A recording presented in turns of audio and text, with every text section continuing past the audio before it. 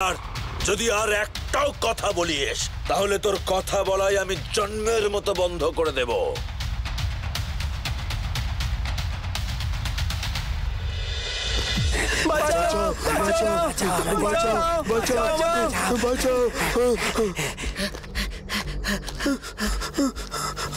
ভোলা, আমাকে বাঁচা।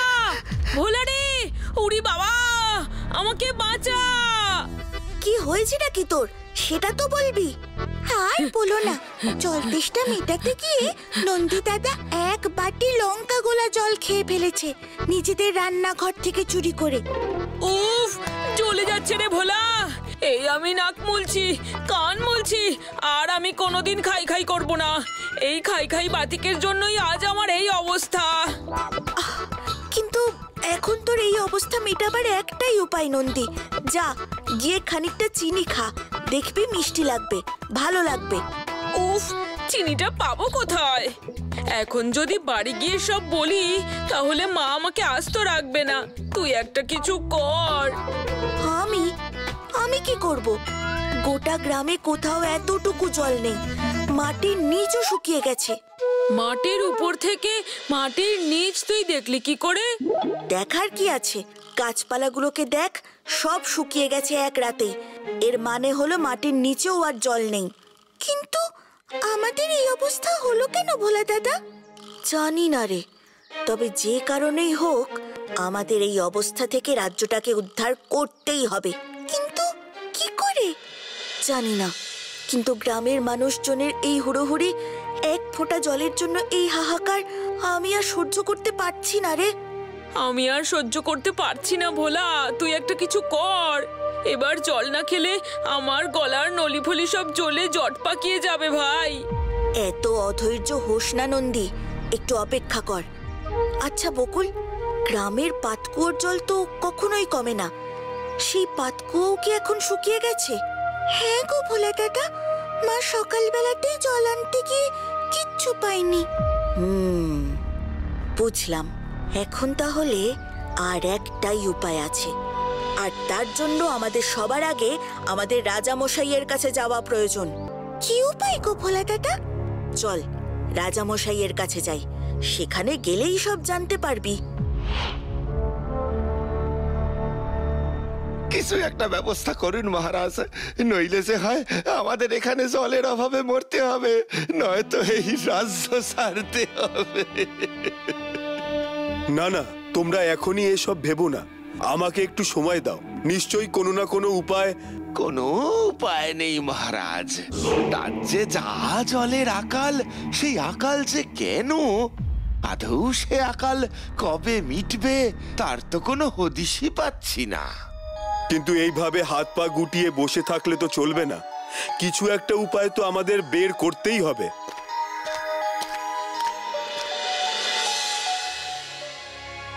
উপায় একটা আছে মহারাজ, তবে তা চরিতার্থ করা সত্যিই খুব কষ্টকর হবে।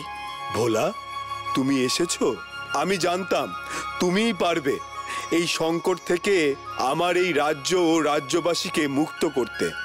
বলো বলো ভোলা, কি সেই উপায়?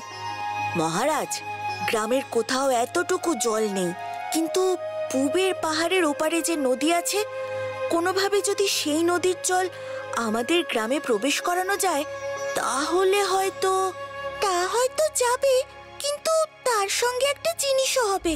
কি সেই জিনিস? আপনারা খেয়াল করেছেন কিনা জানি না, আজ সকাল থেকেই আমি দেখছি আমার গ্রামের মাটির রং লাল হয়ে গেছে, কিন্তু আমাদের রাজ্যের মাটির রং তো কালো। তাহলে আজ হঠাৎ করে লাল হলো কি করে? তাই নাকি? তা কি করে হলো? আমার স্থির বিশ্বাস, আমাদের রাজ্যের মাটির উর্বরতা নষ্ট করতে কেউ আমাদের গ্রামের মাটির সঙ্গে অন্য কোনো মায়াবী মাটি মিশিয়েছে, আর তার ফলেই এরকম অঘটন ঘটেছে। কিন্তু কে মহারাজ, কে আমাদের রাজ্যের মাটির উর্বরতা নষ্ট করতে চাইবে? আমার মনে হয় ভোলার এই কথা ঠিক নয়। না না মন্ত্রী মশাই, ভোলা একদম ঠিক বলছে। একবার ভেবে দেখুন, মাটির সঙ্গে কিছু মায়াবী পদার্থ না মেশালে এক নিমেষে আমাদের গ্রামের মাটির রঙও পরিবর্তন হতো না, আর আমাদের গ্রামের এই জলসংকটও দেখা দিত না। তাই আমাদের সবার আগে ওই মায়াবী মাটিকে আমাদের গ্রামের মাটি থেকে আলাদা করতে হবে।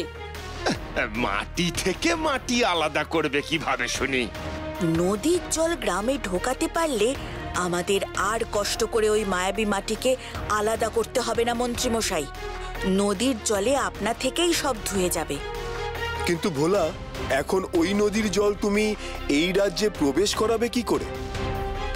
আমাকে একটু ভাবতে সময় দিন মহারাজ।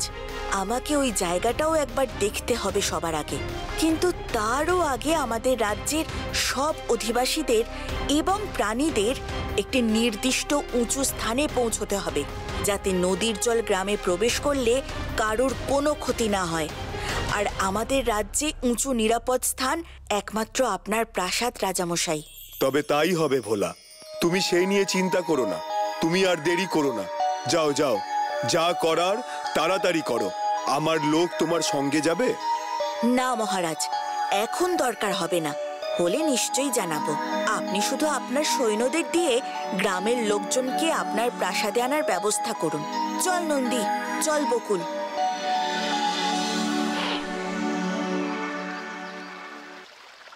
নন্দী, আমাদের যেমন করেই হোক ওই নিচ দিয়ে বয়ে চলা নদীর গতিপথ ঘুরিয়ে আমাদের গ্রামের দিকে করতে হবে।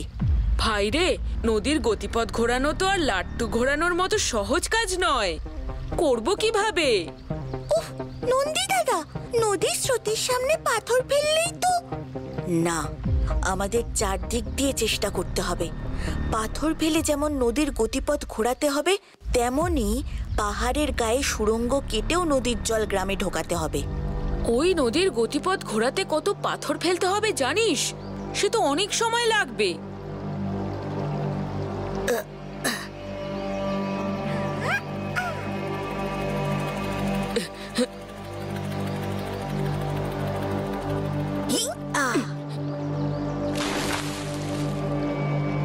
আমি বলেছিলাম এরকম ভাবে হবে না। হবে নন্দী, হবে। এছাড়া আর কোনো উপায় নেই। চল। জয় শিব শম্ভু।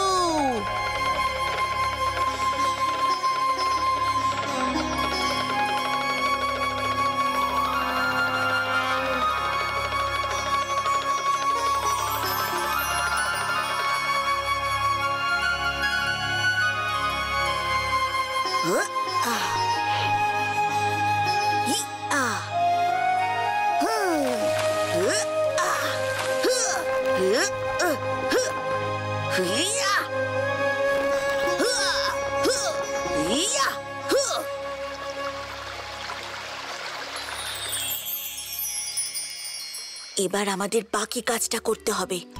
সেটা কি শুনি? পাহাড়ের গায়ে সুড়ঙ্গ কাটতে হবে, যাতে সেই সুড়ঙ্গ ধরে জল গ্রামে ঢুকে আসে অনায়াসেই।